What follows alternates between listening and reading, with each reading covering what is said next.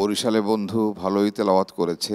মাশাআল্লাহ, আমি অবাক হয়েছি যখন শুরুতে সে একটু তাম্বি করেছিল, এরপরে তার গতি আরো বেড়ে গেছে, গতি এত পরিমাণে বেড়েছে, সে যে কিভাবে আদায় করে নিয়েছে তার এই তাম্বিটা। আল্লাহ আকবার, এরকম আল্লাহ আকবার। মুজাহিদ আমাদের প্রয়োজন। এবার যে বন্ধুকে আপনাদের সামনে প্রেজেন্ট করব, প্রিয় দর্শক, তিনি হচ্ছেন বরিশালের ইব্রাহিমিয়া তালিমুল কোরআন মাদ্রাসার ছাত্র হাফেজ মুজাহিদুর রহমান ফাহিম।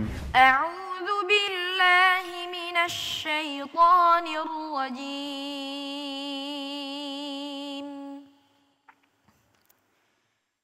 بسم الله الرحمن الرحيم.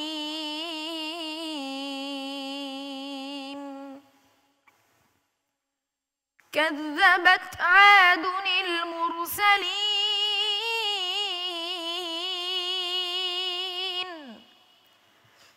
إذ قال لهم أخوهم هود ألا تتقون إني لكم رسول أمين فاتقوا الله وأطيعون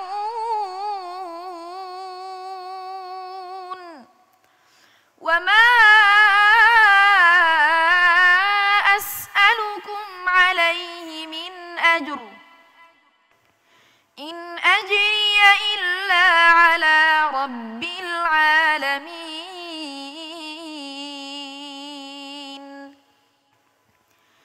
أتبنون بكل ريع آية تعبثون وتتخذون مصانع لعلكم تخلدون وإذا بطشتم جبارين فاتقوا الله وأطيعون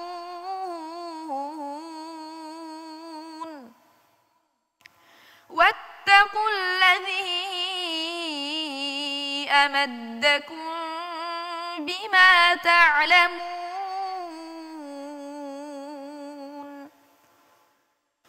أمدكم بأنعام وبنين وجنات وعيون إني أخاف عليكم عذاب يوم عظيم قالوا سواء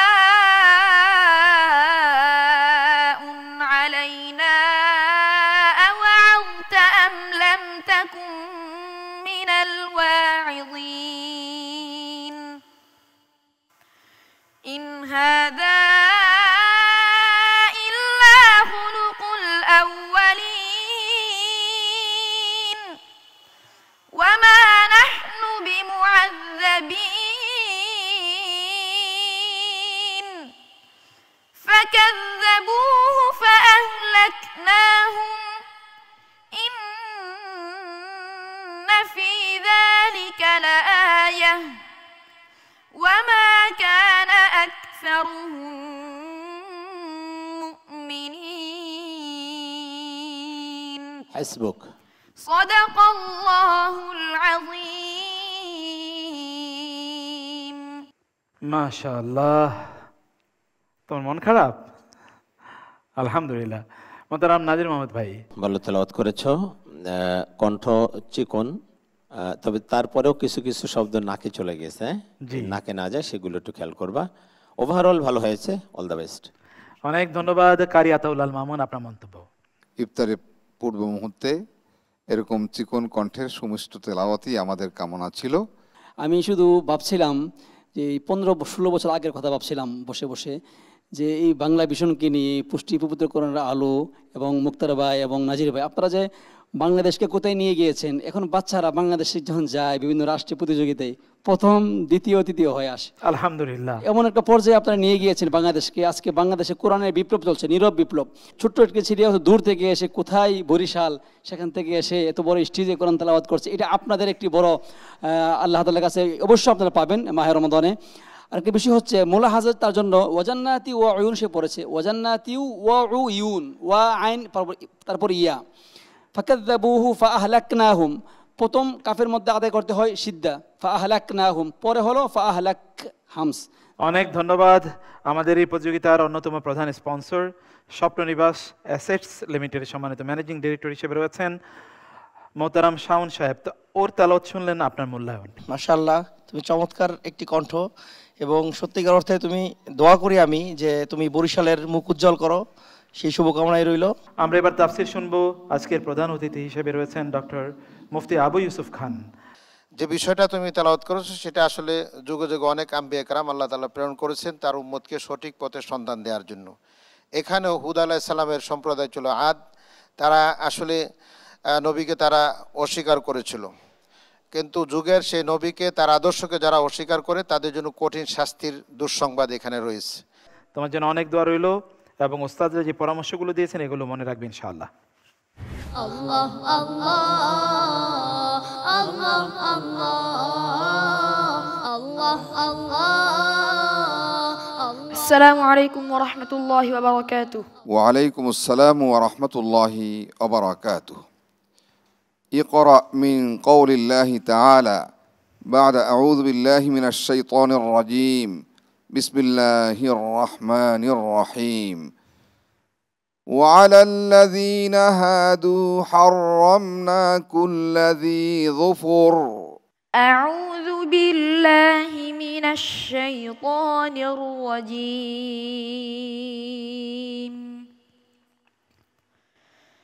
بسم الله الرحمن الرحيم.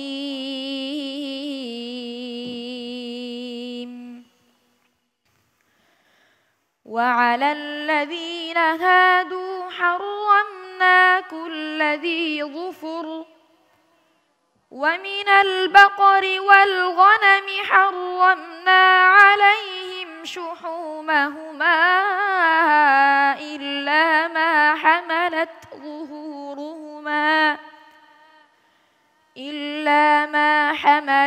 ظهورهما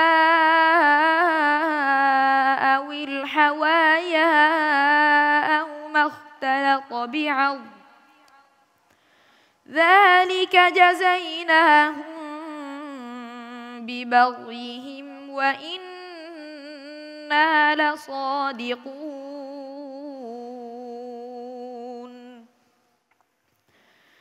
فإن كذبوك فقل ربكم ذو رحمة واسعة ولا يرد بأسه عن القوم المجرمين. سيقول الذين أشركوا لو شاء الله ما أشركنا ولا آباؤنا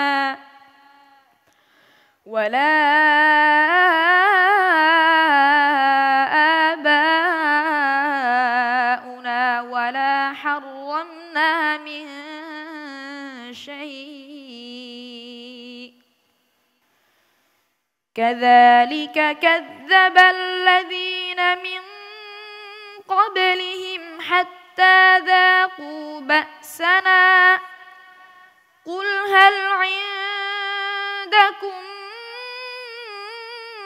من علم فتخرجوه لنا إن تتبعون إلا الظن وإن أنتم إلا تخرصون. قل فلله الحجة البالغة فلو شاء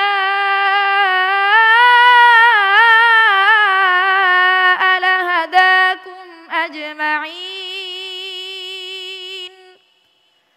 قل هلم شهداءكم الذين يشهدون أن الله حرم هذا فإن شهدوا فلا تشهد معهم ولا تتبع أهواء الذين كذبوا بآياتنا والذين لا يؤمنون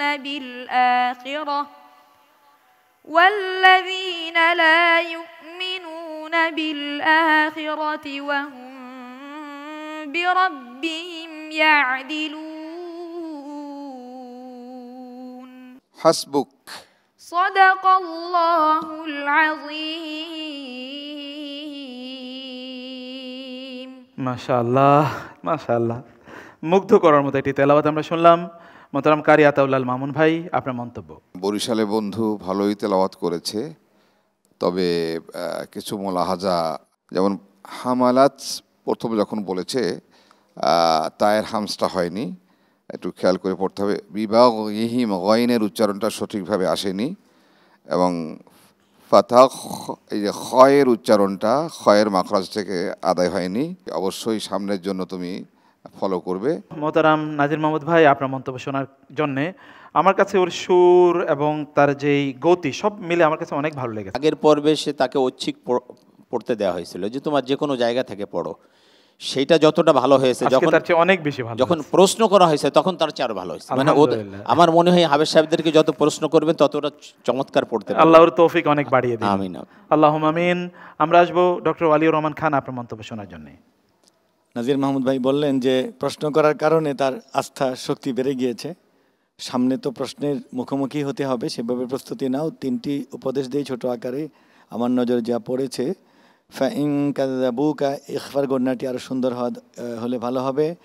ওয়ালা আবা উনা, দ্বিতীয়বার যখন পড়েছো ওয়ালা 4 আলিফ হয়েছে, আবা উনা যেখানে 4 হওয়ার কথা 3 হয়েছে, খেয়াল করতে হবে। মিন ক্বাবলিহিম, এই ইখফাটি পুর হবে, চেষ্টা করবে। আর ফালাউসা এখানে আবার 5 আলিফ হয়েছে, এটি যেন সমান থাকে। 4 হলে মুত্তাসিল সব 4ই হবে, এগুলো খেয়াল রাখবে। আহওয়া যেখানে, এখানে 4 আলিফ হওয়া উচিত ছিল, আবার কম হয়েছে। সবগুলো মিলিয়ে একটু মন দিয়ে পড়লে ইনশাল্লাহ ভালো হবে সামনের দিনগুলো। বারাকাল্লাহ। আল্লাহুম্মা আমিন। আমরা আসবো শেখ নেসার রহমান নাসিরের মন্তব্য শোনার জন্য। মাশাআল্লাহ, অনেক সুন্দর তেলাওয়াত করেছে সে, অনেক পরামর্শ আসছে তার ব্যাপারে। আসলে প্রথম পর্বের চেয়ে পর্বে সে অনেক ভালো পড়েছে, মাশাআল্লাহ। আমরা আসবো আজকের মুফাসসির হিসেবে রয়েছেন প্রফেসর ডক্টর সৈয়দ আব্দুল আল মারুফ, আপনার তাফসীর শুনবো। পবিত্র কোরআনুল কারীমের এই আয়াতগুলোতে উল্লেখ করেছেন যে যারা ইহুদি ছিল তারা যুগে যুগে আল্লাহর সাথে অনেক বেয়াদবি করেছে, গোঁড়ামি করেছে, এই জন্য আল্লাহ তাদেরকে শাস্তি দিয়েছেন। এখানে বলেছেন যে তাদেরকে আমি কতগুলি হারাম করে দিয়েছিলাম, যেগুলি নখ দিয়ে শিকার করে। নখ দিয়ে শিকার করা প্রাণী পাখি আমাদের জন্য হারামই আছে, এবং তারপর তাদের সময় তাদেরকে গরু এবং ছাগল বা মেষের যে চর্বি এটা খাওয়া নিষেধ করে দিয়েছে। এভাবে আরও কিছু বিধিনিষেধ আরোপ করা হয়েছে। কিন্তু আল্লাহ রব্বুল আলামিন বলছেন যে এত সত্ত্বেও আল্লাহ তাআলা অনেক ব্যাপক রহমতের মালিক। এখানে একটি কথা বিশেষভাবে এই আয়াতগুলির মধ্যে উল্লেখ হয়েছে যে মুশরিকগণ তখন আল্লাহ নবীর সাথে তর্ক করত যে আল্লাহ যদি চাইতেন তাহলে তো আমরা মুশরিক হতাম না, আমাদের বাপদাদারাও মুশরিক হতো না, আল্লাহ যাকে চায় না তাই আমি হই না। এমনি করে এখনও অনেক লোক অদৃষ্টবাদ সম্পর্কে এরকম বিতর্ক করে, বেয়াদবিমূলক কথা বলে আল্লাহ রাব্বুল আলামিনের সাথে। তো আল্লাহ বলেছেন যে আল্লাহর শাস্তি যখন আসবে এইটা রদ করার ক্ষমতা এদের নাই, এবং আল্লাহ বলছে আল হুজ্জাতুল বালিগা, আল্লাহর কাছে চূড়ান্ত প্রমাণ রয়েছে, চূড়ান্ত এভিডেন্স রয়েছে। সে কাজে আল্লাহর নবীকে আল্লাহ তাআলা প্রবোধ দিচ্ছেন যে এরা যাই বলুক না কেন, আল্লাহ আপনার সাথে আছে, আপনি সত্যের উপর প্রতিষ্ঠিত আছেন। যুগে যুগে এরা বিতর্ক করবেই, কিন্তু যেটি সহজ, সুন্দর, সরল, সঠিক পথ সেখানের মধ্যে আমাদের অনুসরণ করতে হবে। ভালো হয়েছিল ভাইয়া, একটু পরামর্শ ছিল, এগুলো মাথায় রাখবে ইনশাআল্লাহ। আল্লাহ আল্লাহ আল্লাহ আল্লাহ الله الله السلام عليكم ورحمة الله وبركاته. وعليكم السلام ورحمة الله وبركاته. اقرأ من قوله تعالى: أعوذ بالله من الشيطان الرجيم. بسم الله الرحمن الرحيم. وتلك الجنة التي أورثتموها بما كنتم تعملون. أعوذ بالله من الشيطان الرجيم.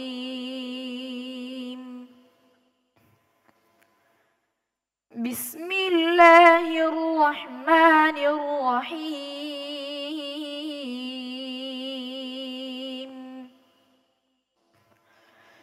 وتلك الجنة التي أورثتموها بما كنتم تعملون.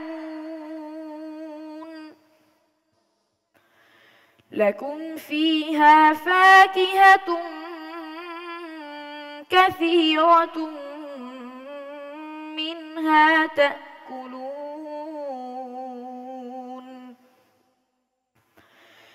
إن المجرمين في عذاب جهنم خالدون.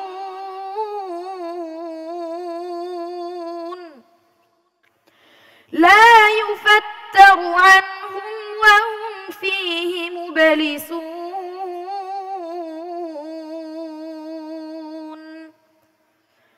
وما ظلمناهم ولكن كانوا هم الظالمين.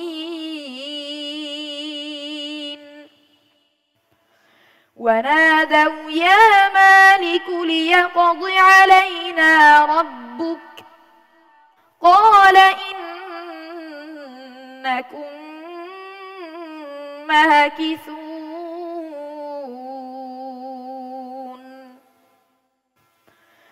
لقد جئناكم بالحق ولكن أكثركم للحق كارهون. أم أبرموا أمرا فإنا مبرمون. أم يحسبون أنا لا نسمع سرهم ونجواهم بلى ورسلنا لديهم يكتبون. قل إن كان للرحمن ولد فأنا أول العابدين. سبحان رب السماوات والأرض رب العرش عما يصفون.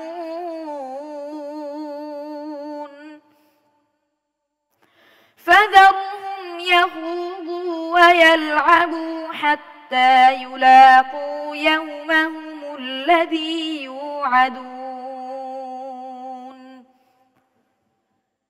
وهو الذي في السماء إله وفي الأرض إله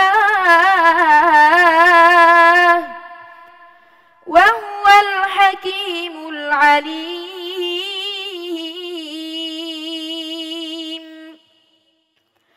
وتبارك الذي له ملك السماوات والأرض وما بينهما وعنده علم الساعة وإليه ترجعون. حسبك. صدق الله العظيم. صدق الله العظيم. মাশাআল্লাহ ভাইয়া, অনেক অনেক ধন্যবাদ তোমাকে। ডক্টর ওয়ালিউর রহমান খান, আপনার মন্তব্য শুনবো। অনেক সুন্দর তেলাওয়াত করেছে। আগের উপদেশগুলো সে অনেকটাই মনে রেখেছে এবং আমল করেছে। হাগুলো তোমার দুর্বল হচ্ছে। যালামনা হুম, নাজওয়া হুম, ফাজার হুম, হুমুল্লাযিনা, হা যেগুলো হাওয়াজ এগুলো শক্ত করতে হবে। দাদ সাদ এগুলো মজবুত করতে হবে। আবরামু এই মাদটি বেশি লম্বা হয়ে পড়েছে, 3 আলিফ তো এটা একটু বেশি হয়েছে। এই ভারসাম্য রক্ষা করবে, ইনশাআল্লাহ ভালো হবে। আগেও বলেছিলাম যে গলা আর একটু খুলে বলতে হবে। অনেকগুলো শব্দ বর্ণ তোমার উচ্চারণ হয় না, মনে হয় যে নাকে চলে যাচ্ছে বা চিকন হয়ে যাচ্ছে। একটু খুলে পড়বে, ইনশাআল্লাহ ভালো হবে। বারাকাল্লাহ। আমরা আসবো নাজির মাহমুদ ভাই আপনার কাছে। পড়া আগের চেয়ে উন্নত হয়েছে এবং ওস্তাদ যে পরামর্শগুলো দিলেন সেগুলো তুমি মাথায় রাখবে। কারি আতাউল আল মামুন। আলহামদুলিল্লাহ, তোমার তেলাওয়াত অনেক ভালো হয়েছে। শেখ নেসার রহমান নাসিরি, আপনার মন্তব্য। গত পর্বের চেয়ে আমার মনে হয়েছে এ পর্ব সে আরও ভালো করেছে, সামনে ইনশাআল্লাহ সে আরও ভালো করবে। তো অনেক মুলাহাজা তার জন্য বলেছেন বিচারকরা। তো আমি তোমাকে বলবো ওহুয়াল্লাযী ফিস সামাই ইলাহু, ইলাহ আলাদা করতে বলবো, একবার আলাদা। দুটো হামজা যদি একত্রিত হয় তাহলে দুটোকে আলাদা করে স্পষ্ট করে পড়তে হয়। অর্থগত দিক দিয়ে কিন্তু ওহুয়াল্লাযী ফিস সামা ফর ইলাহ আরেক কথা, এজন্য কথার দিক দিয়েও এটা আলাদা করতে হবে এবং দুই হামজার সাথে আসলেও আলাদা করতে হবে ভালোভাবে। তাহলে ওহুয়াল্লাযী ফিস সামাই ইলাহু ওয়া ফিল আরদি ইলাহ। ইনশাআল্লাহ সামনে তুমি আরো অনেক দূর এগোবে, সেই দোয়া করি তোমার জন্য ইনশাআল্লাহ। অনেক দোয়া রইল তোমার জন্য, মাশাআল্লাহ। আল্লাহ আল্লাহ আল্লাহ আল্লাহ আল্লাহ আল্লাহ। আসসালামু আলাইকুম ওয়া রাহমাতুল্লাহি ওয়া বারাকাতুহু। ওয়া আলাইকুম আসসালাম ওয়া রাহমাতুল্লাহি ওয়া বারাকাতুহু। اقرأ من قول الله عز وجل. أعوذ بالله من الشيطان الرجيم. بسم الله الرحمن الرحيم. ولقد صرفنا في هذا القرآن للناس من كل مثل وكان الإنسان أكثر شيء جدلا. أعوذ بالله من الشيطان الرجيم. بسم الله الرحمن الرحيم.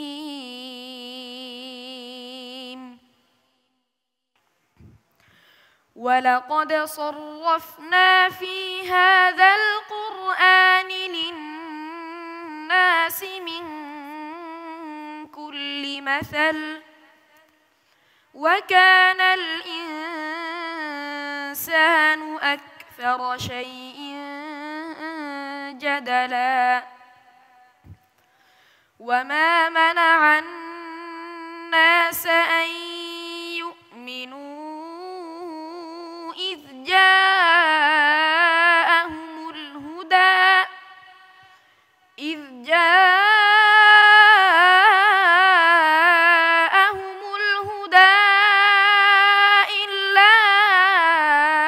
أعيد. وما منع الناس أن يؤمنوا إذ جاءهم الهدى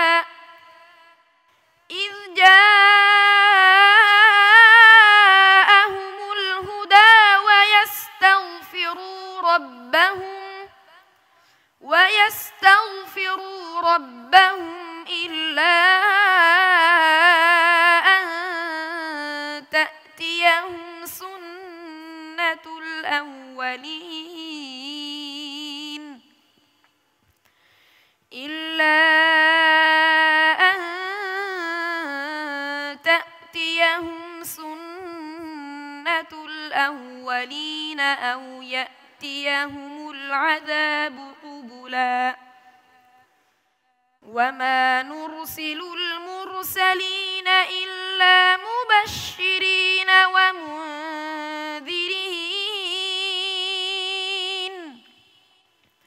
ويجادل الذين كفروا بالباطل ليدحضوا به الحق واتخذوا آياتي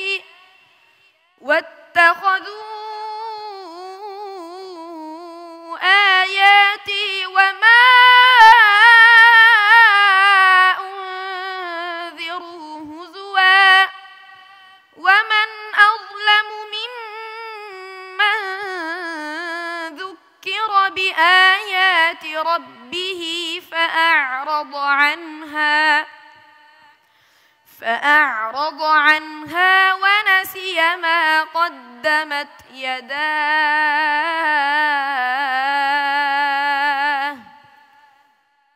إنا جعلنا على قلوبهم أكنة أن يفقهوه وفي آذانهم وقرا وإن تدعهم إلى الهدى فلن يهتدوا إذا أبدا وربك الغفور ذو الرحمة لو يؤاخذهم بما كسبوا لعجل لهم العذاب بل لهم موعد لن يجدوا من دونه موئلا وتلك القرى أهلكناهم لما ظلموا وجعلنا لمهلكهم موعدا وإذ قال موسى لفتاه لا أبرح حتى أبلغ مجمع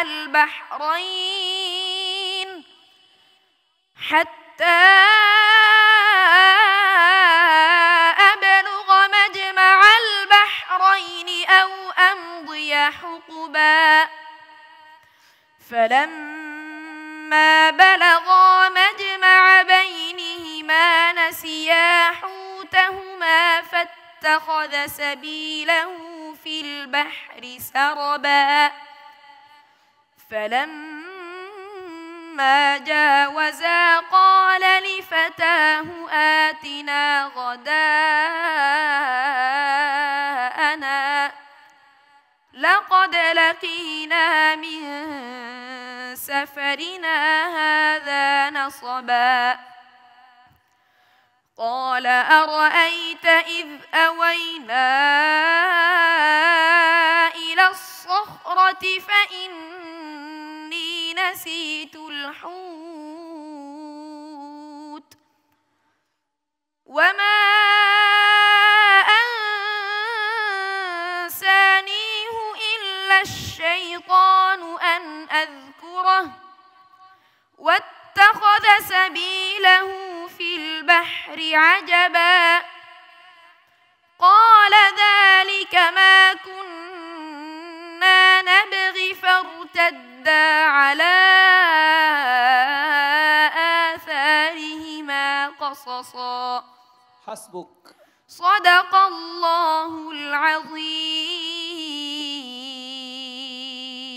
মাশাআল্লাহ মাশাআল্লাহ মুজাহিদ তুমি তো জিহাদ করে দিয়েছো একেবারে সুবহানাল্লাহ বিহামদি শেখ নেসার আহমদ নাসিরি মাশাআল্লাহ আমি অবাক হয়েছি যখন শুরুতে সে একটু তাম্বি করেছিল এরপরে তার গতি আরো বেড়ে গেছে গতি এত পরিমাণে বেড়েছে সে যে কিভাবে আদায় করে নিয়েছে তার এই তাম্বিটা আল্লাহু আকবার এরকম মুজাহিদ আমাদের প্রয়োজন এক্স্যাক্টলি আলহামদুলিল্লাহ তার তেলাওয়াত সবকিছু আমার ভালো লেগেছে মোহতারাম নাজির মাহমুদ ভাই আলহামদুলিল্লাহ মুজাহিদ একেবারে মুজাহিদের মতোই কাজ করেছে আমি যেটা বলি যে তাম্বি করার পরে ওটাকে রিকভার করার জন্য আরো ভালো পড়বে এবং সে সেটা করেছে আর একটু লো ভলিউম হলে শুনতে আরো শ্রুতি মধুর হতো হ্যাঁ এটা খেয়াল রাখবে আব্দুল মতিন আজহারি আপনার মন্তব্য অনেক সুন্দর তিলাওয়াত করেছে তার তিলাওয়াতের মাধ্যমে সে তার আত্মবিশ্বাস ফুটিয়ে তুলেছে আমি আশা করব সে একজন পথিকৃত হবে তার মতো অন্য শিশুদের জন্য এবং সেও ইনশাআল্লাহ আন্তর্জাতিক পর্যায়ে চলে যাবে হাফেজ এবং আলেম হবে আল্লাহ তাআলা তাদেরকে মুত্তাকিনদের অন্তর্ভুক্ত করুন আল্লাহুম্মা আমিন অনেক ধন্যবাদ আপনাদের সবাইকে তোমার জন্য অনেক দোয়া রইল ভাইয়া মাশাআল্লাহ ইট ওয়াজ গ্রেট রিসাইটেশন টুডে আসসালামু আলাইকুম ওয়া রাহমাতুল্লাহি ওয়া বারাকাতুহু ওয়ালাইকুম আসসালাম ওয়া রাহমাতুল্লাহি ওয়া বারাকাতুহু প্রিয় দর্শক আমাদের প্রতিযোগিতা তেলাওয়াতের মাধ্যমে শেষ হলো আমাদের সকল বন্ধুর তেলাওয়াত কিন্তু আমাদের বন্ধু যে আয়াতগুলো তেলাওয়াত করলেন সেই আয়াতগুলো একটু আপনাদেরকে বলে রাখি সূরাতুল কাহফের 54তম আয়াত থেকে তিনি তেলাওয়াত করলেন। প্রথম আয়াতে আল্লাহ সুবহানাহু ওয়া তাআলা বললেন, ওয়ালাকাদ সাররাফনা ফি হাযাল কুরআনি লিন-নাসি মিন কুল্লি মাসাল। এই কোরআনে আল্লাহ সুবহানাহু ওয়া তাআলা সব কিছুর উপমা আমাদের জন্য দিয়ে দিয়েছেন, বিস্তারিত ব্যাখ্যা করে দিয়েছেন। ফলে আপনি কি কখনো কোরআনের কাছে এসেছেন আপনি জীবনে যে কোনো সমস্যা নিয়ে এবং কোরআনকে বলেছেন, কোরআন তুমি বলো আমার এই সমস্যার সমাধান কি?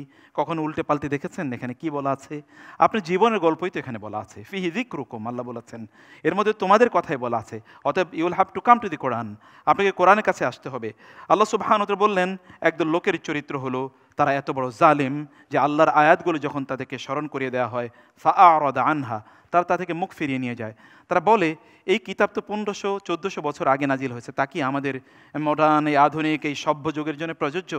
এমন কিছু লোককে আপনি দেখতে পাবেন তারা আল্লাহর কিতাবের প্রতি তাদের আচরণ কতটা উগ্র, কতটা ঔদ্ধত্যপূর্ণ, এবং সত্যিকার অর্থে এরা নিজেদেরকে বুদ্ধিজীবী হিসেবে দাবি করে, কিন্তু এদের বুদ্ধি বলতে সামান্য কিছু নাই।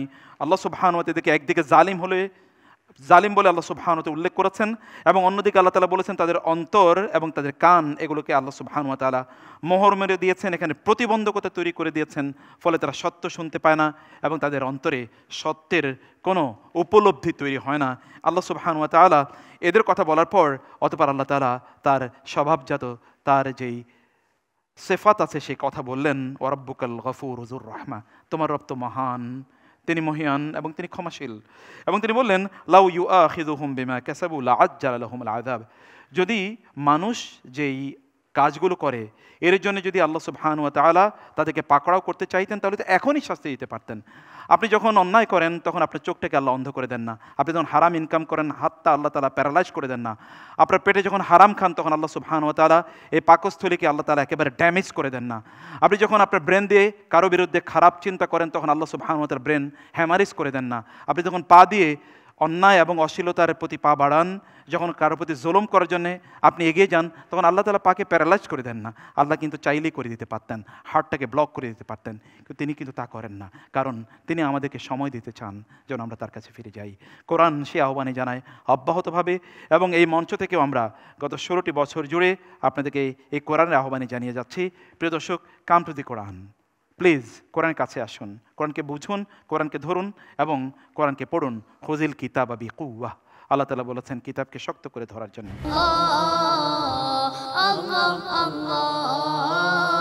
আসসালামু আলাইকুম ওয়া রাহমাতুল্লাহি ওয়া বারাকাতুহু। ওয়া আলাইকুম আসসালাম ওয়া রাহমাতুল্লাহি ওয়া বারাকাতুহু। মুজাহিদ, তুমি তো নিয়ম জানো তাই না?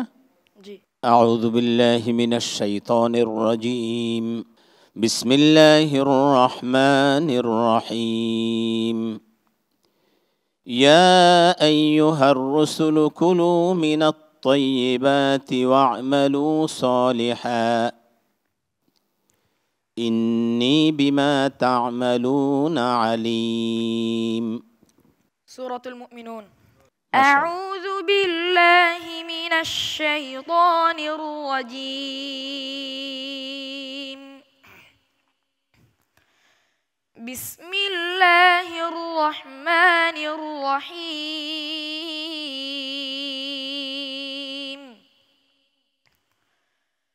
قد أفلح المؤمنون الذين هم في صلاتهم خاشعون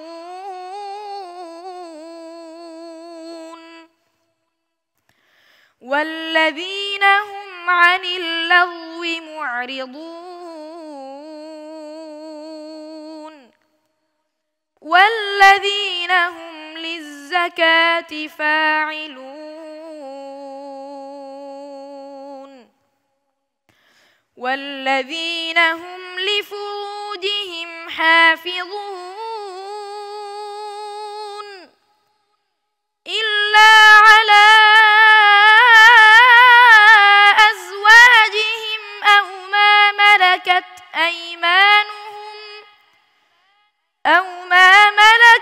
أيمانهم فإنهم غير ملومين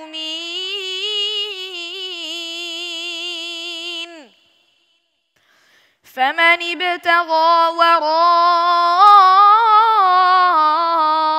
ذلك فأولئك هم العادون والذين هم لأماناتهم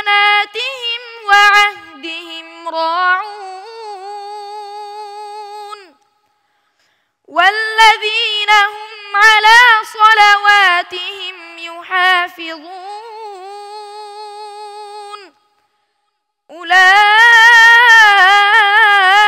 أولئك هم الوارثون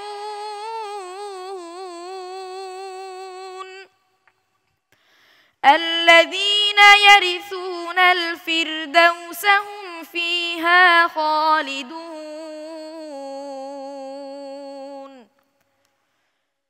ولقد خلقنا الإنسان من سلالة من طين ثم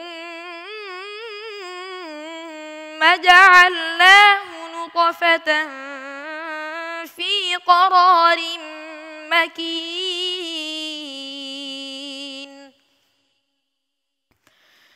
ثم خلقنا النطفة علقة فخلقنا العلقة مضغة فخلقنا المضغة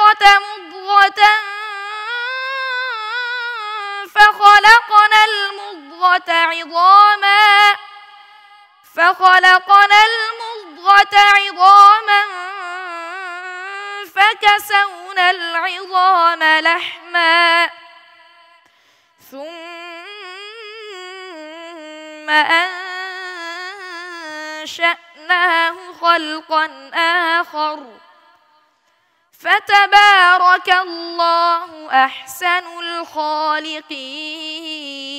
الخالقين ثم إنكم بعد ذلك لميتون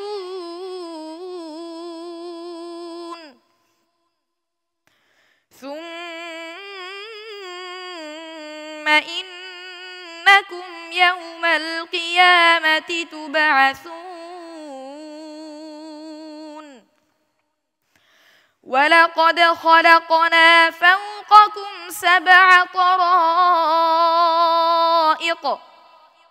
وما كنا عن الخلق غافلين وأنزلنا من السماء ماء بقدر فأسكناه في الأرض وإنا على ذهاب به لقادرون فأنشأنا لكم به جنات من نخيل وأعناب لكم فيها فواكه كثيرة ومنها تأكلون وشجرة تخرج من طور سيناء تنبت بالدهن وصبغ للآكلين وإن لكم في الأنعام لعبرة نسقيكم مما في بطونها ولكم فيها منافع كثيرة ولكم فيها منافع كثيرة ومنها تأكلون وعليها وعلى الفلك تحملون حسبك صدق الله العظيم মাশাআল্লাহ ভাইয়া, মাশাআল্লাহ, অসাধারণ তেলাওয়াত করেছো তুমি। আমরা আসবো নাজির মাহমুদ ভাই আপনার কাছ থেকে মন্তব্য শোনার জন্য। মুজাহিদের মতো শক্তি নিয়ে তেলাওয়াত করেছে আলহামদুলিল্লাহ। এখন তো টপ 10-এ ওঠার লড়াই, সবটুকু উজাড় করে দিয়ে পড়তে হবে, তাই না হলে টপ 10-এ ওঠা তো খুব মুশকিল হয়ে যাবে। সেই লড়াই তুমি অবতীর্ণ হয়েছো। আল্লাহ রাব্বুল আলামিন তোমাকে কামিয়াবি দান করুন এবং জীবনের প্রত্যেকটা লড়াইতে যেন আমরা বিজয়ী হতে পারি, আল্লাহ পাক আমাদেরকে সেই তৌফিক দান করুন। শেখ নেহসান আহমদ নাসিরি। একেবারেই আমরা যা চেয়েছি তার মধ্যে সবই ছিল আলহামদুলিল্লাহ। কোনো ধরনের ওয়াকফের মধ্যে সে কোনো ভুল করেনি, তাজবিদের মধ্যে মদ গুণের মধ্যে সে এদিক সেদিক করেনি। তো আসলে আল্লাহ তাআলা যে বলেছেন যে আমি আমার কালামকে হেফাজত করব, এটা হেফাজত করার একটা নমুনা সে। আসবে ডক্টর ওয়ালিউর রহমান খান আপনার মন্তব্য শোনার জন্য। আল্লাহ তাআলার কিতাব নিজে তেলাওয়াত করা বা শোনা, এটি যে মুমিন মুসলমানদের উপর একটি কর্তব্য, এটি কিন্তু অনেকটা সহজেই আদায় হয়ে যাচ্ছে যারা শ্রোতা দর্শক তারা। এই ইফতারের পূর্ব মুহূর্তে কিন্তু অনেকেই এত দীর্ঘ সময় তেলাওয়াত করার শক্তি সামর্থ্য বা মনোভাব রাখেন না বা ব্যস্ততায় তারা এই যে শুনছেন। তো এই যে এই ছেলেরা কষ্ট করে হাফেজ হয়েছে বলে, তাদের পিতামাতা দিয়েছে বলেন বলে, উস্তাদরা মেহনত করেছে আর আপনারা উপস্থাপন করেছেন বলে এটি সম্ভব হয়েছে। আমরা আসবো কারি আতাউল আল মামুন আপনার মন্তব্য শোনার জন্য। তাদের মেধাটা কম্পিউটারের চেয়েও অনেক বেশি পাওয়ারফুল, ফাস্ট। জি আলহামদুলিল্লাহ। আল্লাহ তাবারক ওয়া তাআলা আমাদের এই জাতীয় সম্পদ হেফাজত করুন এবং তাদেরকে পুরাপুরি যোগ্যতা অর্জন করে সমাজের মানুষদেরকে দাওয়াত দেওয়ার তৌফিক দান করুন। আল্লাহুম্মা আমিন, বারাকাল্লাহ ফিক। আমরা আসবো মোহতারাম কারি আনোয়ার হোসেন আপনার মন্তব্য শোনার জন্য। তোমার মা বাবার কলিজা ঠান্ডা হয়ে যাওয়ার কথা তোমার পড়াশুনে, আমাদের কলিজা ঠান্ডা হয়ে গেছে তোমার পড়াশুনে। আমরা আসবো আজকের প্রধান অতিথি হিসেবে রয়েছেন ডক্টর কামরুল ইসলাম আপনার মন্তব্য শোনার জন্য। কোন একটা আয়াত বলার সাথে সাথে সেটা কোরআনের কোন সূরার কোন আয়াত সেটার প্রথম থেকে শুরু করা, এটা একটা বিস্ময়কর ব্যাপার আমার কাছে মনে হয়। এবং আমার বিশ্বাস যে তুমি এখন 10 জনের মধ্যে আসো, আল্লাহ তোমাকে আরও উপরের দিকে নেওয়ার তৌফিক দান করবেন। আমরা আসছি আজকের মুফাসসির মোহতারাম মুফতি রাহমানি, ও যে আয়াতগুলো তেলাওয়াত করলো সংক্ষিপ্ত তাফসীর শুনবো। সূরার শুরুতেই আল্লাহ রাব্বুল আলামিন মুমিনদের নিশ্চিত সফলতার ঘোষণা দিয়েছেন। সুবহানাল্লাহ, ক্বাদ আফলাহাল মুমিনুন। মুমিনদের চূড়ান্ত সফলতা কিন্তু জাহান্নাম থেকে নিষ্কৃতি লাভ হবে, জান্নাতে পদার্পণ করবে তারপরে। কিন্তু আল্লাহ রাব্বুল আলামিন আগেই বলে দিয়েছেন যে মুমিনরা সফল হয়েছে, অর্থাৎ ফিউচারে যেটা হবে সেটা পাস্ট টেন্স দিয়ে আল্লাহ পাক ব্যক্ত করেছেন। কেন করেছেন? যে মোমেনদের সফলতাটা নিশ্চিত, এটা বোঝানোর জন্য আল্লাহ পাক এভাবে ব্যক্ত করেছেন। এরপরেই আল্লাহ সুবহানাহু ওয়া তাআলা মোমেনদের পরিচয় তুলে ধরেছেন যে প্রকৃত মোমেন কারা, সফল মোমেন কারা হবে, তাদের পরিচয় আল্লাহ পাক এক এক করে তার গুণাবলী, তার কোয়ালিটিগুলো তুলে ধরেছেন। এরপরে আল্লাহ সুবহানাহু ওয়া তাআলা জান্নাতুল ফেরদাউসের উত্তরাধিকারী কারা হবে, তাদের পরিচয় তুলে ধরেছেন। এজন্য আমি দর্শকদেরকে বলবো যে প্রকৃত মুমিন হতে হলে, খাঁটি মুমিন হতে হলে প্রত্যেকের সূরা মুমিনুন এটা পড়া উচিত। আজকে আমরা জানি যে মানুষ সৃষ্টির একটা জটিল প্রক্রিয়া আছে। হাজার হাজার বছর ধরে মানুষ গবেষণা করতে করতে করতে আধুনিক বিজ্ঞান, ভ্রূণ বিজ্ঞান যেটা প্রমাণ করেছে, আলহামদুলিল্লাহ আলহামদুলিল্লাহ 1450 বছর পূর্বে মহাগ্রন্থ আল কোরআনুল কারীমের মধ্যে আল্লাহ পাক মানব সৃষ্টির যে প্রক্রিয়া বর্ণনা করেছে, বিজ্ঞান কিন্তু 1450 বছর কেন আরও হাজার হাজার বছর পূর্ব থেকে গবেষণা করে করে সেটাই প্রমাণ করেছে। আলহামদুলিল্লাহ কোরআনের সত্যতা তারা প্রমাণ দিচ্ছে। আমরা জানি যে ওয়াটার সাইকেল, পানি চক্র, আল্লাহ পাক আজকে তারও সংক্ষিপ্তভাবে কিন্তু অত্যন্ত সুদৃঢ়ভাবে আল্লাহ পাক সেই ওয়াটার সাইকেল বা পানি চক্রের বয়ান আল্লাহ পাক তুলে ধরেছেন। আল্লাহর কাছে দোয়া করি আল্লাহ যেন আমাদেরকে সবাইকে কোরআনের আলোয় আলোকিত হওয়ার তৌফিক দান করেন। আল্লাহুম্মা আমিন। অনেক অনেক ধন্যবাদ আপনাকে, অসাধারণ তেলাওয়াত ছিল আজকে, তোমার জন্য অনেক দোয়া রইল।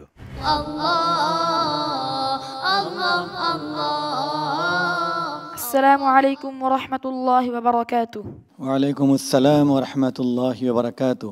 أعوذ بالله من الشيطان الرجيم.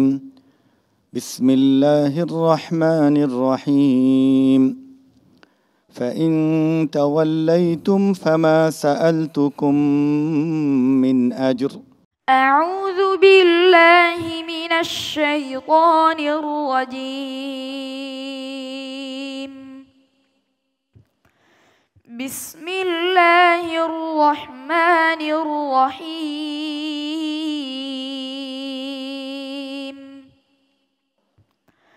واتل عليهم نبأ نوح إذ قال لقومه يا قوم إن كان كبر عليكم مقامي وتذكيري بآيات الله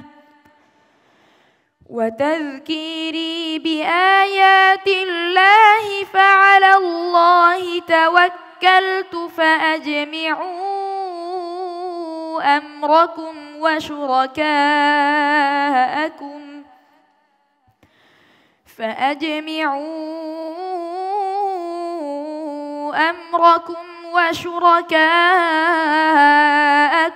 ثم لا يكن أمركم عليكم غمة ثم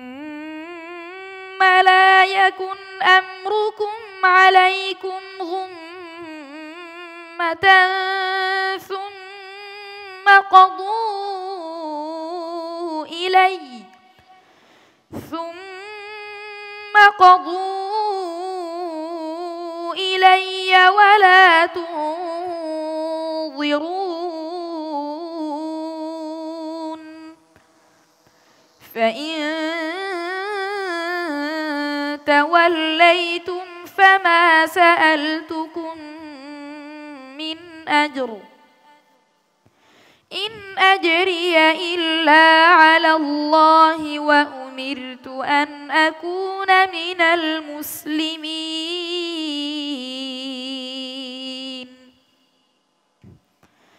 فكذبوه فنجيناه ومن معه في الفلك وجعلناهم خلائف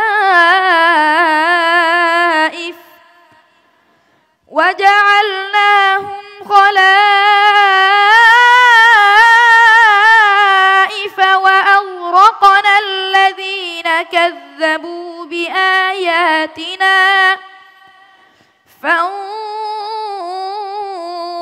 كيف كان عاقبة المنذرين ثم بعثنا من بعده رسلا إلى قومهم فجاءوهم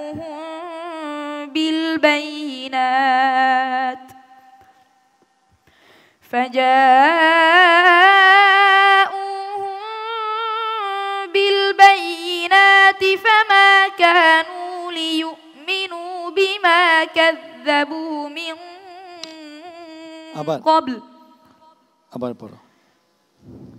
فما كانوا ليؤمنوا بما كذبوا به من قبل كذلك نطبع على قلوب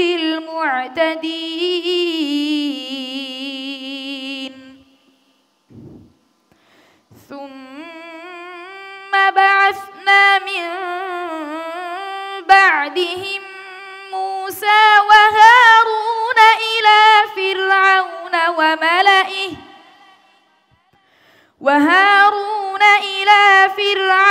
وملئه بآياتنا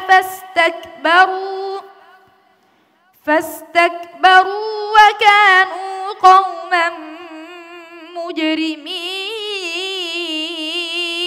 مجرمين فلما جاءهم الحق من عندنا قالوا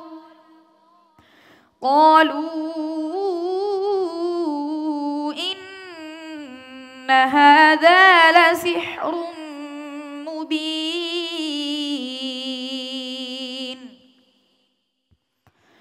قال موسى أتقولون للحق لما جاءكم أسحر هذا ولا يفلح الساحرون قالوا أجئتنا لتلفتنا عما وجدنا عليه آباءنا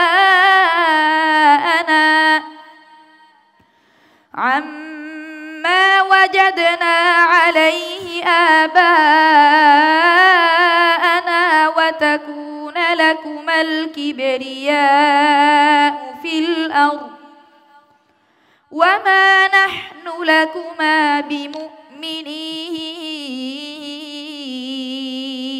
حسبك صدق الله العظيم صدق الله العظيم মাশাআল্লাহ, আলহামদুলিল্লাহ। আল্লাহ তোমাকে এত শক্তি দিয়েছে, এত সুন্দর করে আল্লাহর কোরআনকে পড়ার তৌফিক দিয়েছে। আমি অভিভূত, আমি সাংঘাতিকভাবে অভিভূত যে আল্লাহ তাআলা তোমাকে এত সুন্দর সুর দিয়েছে, সুললিত সুর, লজ্জত ভরা তোমার পড়ার মধ্যে। আলহামদুলিল্লাহ, আল্লাহ তাআলা তোমাকে হাফেজ, আলেম এবং বিভিন্ন শিক্ষায় শিক্ষিত হয়ে সারা বিশ্বের জন্য একজন উদাহরণ হতে পারো যে একজন হাফেজ কত রকমের শিক্ষা গ্রহণ করতে পারে। শিক্ষা গ্রহণ করে ইসলামের জন্য একজন দায়ী হয়ে যাবে তুমি। আল্লাহ দায়ী হিসাবে তোমাকে কবুল ও মঞ্জুর করো। আল্লাহুম্মা আমিন। অনেক ধন্যবাদ। ডক্টর ওয়ালিউর রহমান খান, আপনি প্রশ্ন করেছিলেন। একটি কঠিন পৃষ্ঠাই সে পড়েছে, ভালোই পড়েছে, আগের চেয়ে অনেক মেহনত করেছে বলে এটা প্রমাণ পাওয়া গিয়েছে। তবে কিছুটা মাদগুন্নার সমন্বয় করতে হবে। কিছু 4 আলিফ 6 হয়েছে, কিছু 3 4 হয়েছে, আবার 4 3 হয়ে গেছে, এগুলো একটু খেয়াল করবে। আর বিহি যে সমস্যাটি, এটিও যেন না হয়, সামনে ইয়াদের দিক থেকেও মনোযোগ দেবে। বারাকাল্লাহু ফিক। নাজির মাহমুদ ভাই, উনিও বলেছেন যে অনেক কঠিন পৃষ্ঠা, আমাদের আগের প্রতিযোগের ব্যাপারেও বলেছে। এখন তো কঠিন হবেই, সবই কঠিন, এখন কঠিন। আর হাফেজদের কাছে কোনো কঠিন নাই, আসলে সব পৃষ্ঠাই সমান। না, সে তো পুরো কোরআনের হাফেজ। আর বিষয় হলো যে যে পৃষ্ঠার মধ্যে যত মুসাব্বা, হাফেজরা তত ওইটা বেশি পড়ে, ওইটা বেশি তাদের কাছে সহজ হয়ে যায়। তারপরেও আসলে এই পৃষ্ঠাগুলো, এই যে এই ছেলেটা পড়েছে প্রচুর মুসাব্বাত, আগের ছেলেটা পড়েছে প্রচুর মুসাব্বাত, আমরা এখন এরকমই জিজ্ঞেস করব। শেখ নেসার আহমদ আন-নাসিরি অনেক সুন্দর তেলাওয়াত করেছে, সে প্রথম প্রতিযোগী ভালো পড়েছে, এটাও তার মধ্যে একটা কাজ করেছে। তোমার জন্য দোয়া রইল। ডক্টর কামরুল ইসলাম স্যার, এবার আপনার মন্তব্য। নিঃসন্দেহে তোমার পড়া বা তোমার তেলাওয়াত অত্যন্ত সুন্দর এবং আমার তো খুবই ভালো লেগেছে। সবাইকে অনেক ধন্যবাদ, তোমার জন্য অনেক দোয়া রইল। একটু মাদগুলোকে সমান করার চেষ্টা করবে। আর ইট ওয়াজ এক্সেলেন্ট, খুবই চমৎকার ছিল।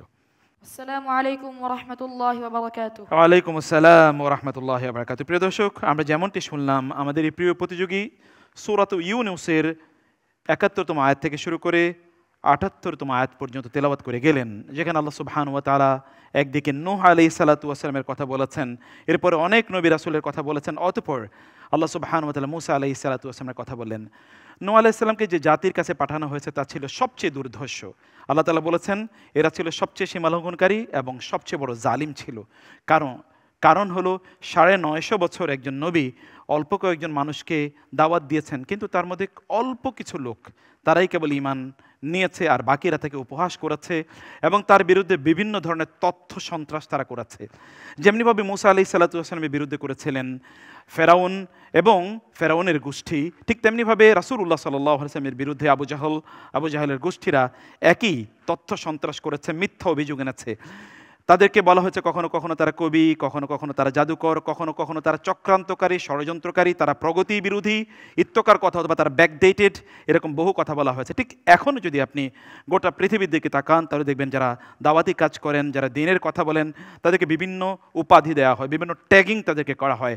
এরা প্রগতি বিরোধী, এরা সমাজের অথবা রাষ্ট্রের তারা বিরোধী, অথবা এরা সত্যিকার অর্থে আমাদের কল্যাণ চায় না, এরা অচ্যুত, এদের কারণে আমরা পিছিয়ে যাচ্ছি, এরা ধর্মান্ধ, এরকম বিভিন্ন ধরনের কথাবার্তা তাদের বিরুদ্ধে বলা হয় এবং তাদের বিরুদ্ধে বিভিন্ন খড়গহস্ত করা হয়। কিন্তু আল্লাহ সুবহানাহু ওয়া তাআলা যেমনিভাবে নূহ আলাইহিস সালাতু ওয়াস সালামের জাতির ব্যাপারে বললেন যে ওয়াজআলনাহুম খালাইফা, যে আমরা তাদেরকেই পরবর্তীতে জমিনের উত্তরাধিকারী বানিয়েছিলাম, ঠিক তেমনিভাবে আমরা জানি মূসা আলাইহিস সালাতু ওয়াস সালাম এবং তার জাতিকে আল্লাহ সুবহানাহু ওয়া তাআলা এই জমিনে সবচেয়ে শ্রেষ্ঠত্ব প্রদান করেছেন আনটিল দ্য প্রফেট সাল্লাল্লাহু আলাইহি ওয়াসাল্লাম কেইম, এবং যতক্ষণ না রাসূল সাল্লাল্লাহু আলাইহি ওয়াসাল্লামের আগমন ঘটেছে এবং উম্মায়ে মুহাম্মাদিয়া আবার সেই শ্রেষ্ঠত্বের আসন তারা গ্রহণ করেছেন।